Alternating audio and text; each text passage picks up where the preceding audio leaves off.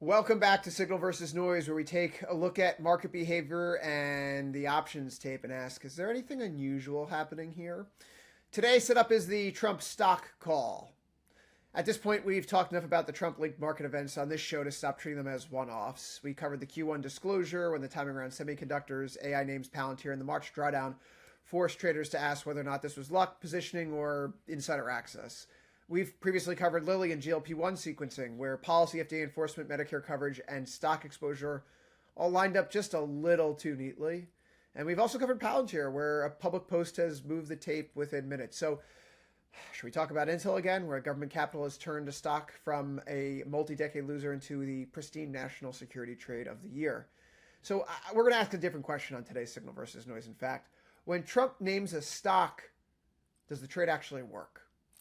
Because that's now a category that we have to consider in these markets. Trump is the first sitting president to name individual stocks by ticker, praising companies publicly, and create these real intraday trading events around single stock names. Presidents have always moved sectors, right? Defense, energy, healthcare, banks, tariffs, what have you, because of what's going on in DC in terms of particular policy.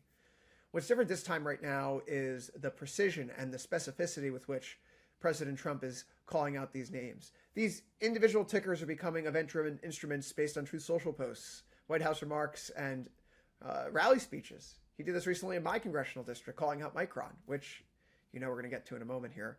So I think the cynical read is straightforward. If the president says the name, the stock gets a bid. If there's actual money policy or anything contradicting power underneath the statement, the move has a chance to stick. If it's just a post, the pop usually belongs to whoever sees it first. And that may be the Trump trade. A fast headline, a fast chase, and a fast fade unless capital shows it behind it. Palantir is the clearest example of our earlier discussion. Trump tagged PLTR on his social post in April. The post reversed a 14% weekly slide within minutes, and traders saw the ticker, it hit buy button, and the stock bounced immediately. What more did he need to do? Reality ultimately came back a few days later, and now we see Palantir still closing red.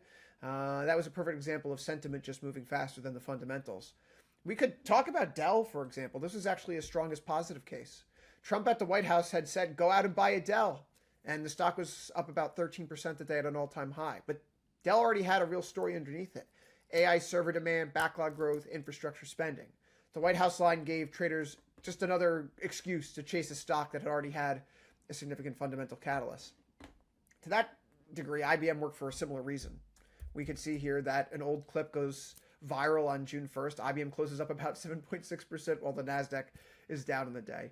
And then on June 23rd, IBM was named in quantum orders and gained about 5% on a day that the NASDAQ also fell, about 2% that session. JP Morgan helped with an upgrade as well.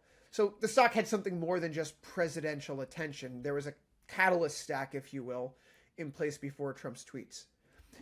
Intel INTC is probably the best bridge to sell in terms of the earlier Trump trade tactics. When we talk about Intel before, the big point was that this was no longer just a chip turnaround. The U.S. government had taken a stake. The Biden administration CHIPS Act was involved. NVIDIA and SoftBank had poured capital in, and the stock became a national security semiconductor vehicle, more or less.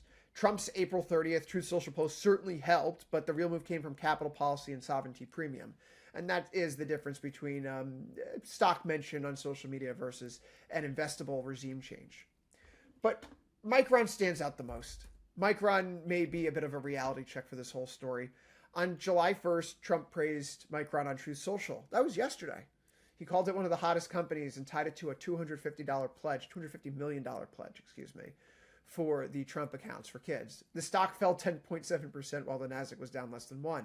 So maybe the market is telling us something here with respect to the news and the price action. After a 750% run, the marginal buyer needs more than just a social media post in order to actually keep going with the stock. The pledge right now is political theater unless it materially changes the company's balance sheet, which probably will not. Micron already has had the real catalyst, 16 multi-year contracts worth around $100 billion in floor price revenue. That showed up in the June 24th earnings report. Everyone already knows that story by now, though. So by the time Trump's posted, the trade's been crowded. The stock's already overowned. The tape was already leaning lower. The CEO of Micron, though, sold $32.7 million of stock on June 26 near the highs. Polymarket had a down day priced for Micron at 98.5% before the open on the back of that news. So the drop may be already set. The post landed at a market that had already arrived at the decision that it was time to sell. But this does seem to tie back to the oil tape theme that we've hammered before. Someone always seems to know something. And the market usually starts moving before the headline gets explained away. Micron, the post, was obviously not the catalyst. It was the late headline here. The positioning had already shifted by the time it had hit the news. So I think this is the part that traders need to respect when they go through these Q1 disclosures. A presidential post can move sentiment far faster than earnings and sometimes even faster than Fed speakers, like Kevin Warsh in recent days. There's no clean public feed here. You got to be first to catch these moves. Retail sees the screenshot after it's already happened. So if you're trading it, you need speed and positioning. You're not relying on any fundamentals here. And maybe this is the cynical part that gets even cleaner. Washington puts more money behind a name, and the move actually dwarfs any call that Trump makes itself. Materials, MP Materials. Pentagon takes a 15% stake and sets a price floor. The stock's up around 50% since then. Intel, Commerce takes 10%, buying at 2047. Stock's up about 47% later that year into October. Lithium Americas, proposed stake in a lithium mine. Stock up around 95%. Trilogy Metals, government owns 10% and approves the Ambler Road project. The stock rips more than 200% in a single session last October. So this is the difference. A post is moving the order book. The government stake is changing the overall cap table right now for these companies. It's materially impacting their bottom line and their balance sheet. So this is where the market starts to separate the entertainment side of this all from actual capital allocation. It's the same lesson that we took from the Lilly script, right?